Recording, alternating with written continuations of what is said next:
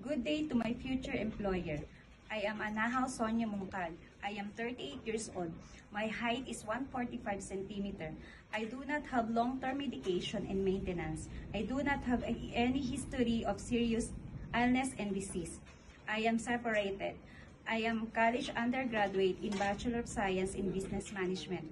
I do not have work experience in Hong Kong, but I have work experience as a housemaid in Philippines year 2022 to 2025. My duties are taking care of children, house cleaning, laundry, ironing. I do not cook because my employer cook for their family. In my first employer in the Philippines, my duty are taking care of children, house cleaning, laundry, ironing of the clothes. I do not cook because my employer provides meals for their local eatery business. I'm willing taking care of newborn babies, children 1 year old and above, healthy and disabled grandma and grandpa, taking care of small dogs and cats, cooking. I am willing to learn cook Chinese foods,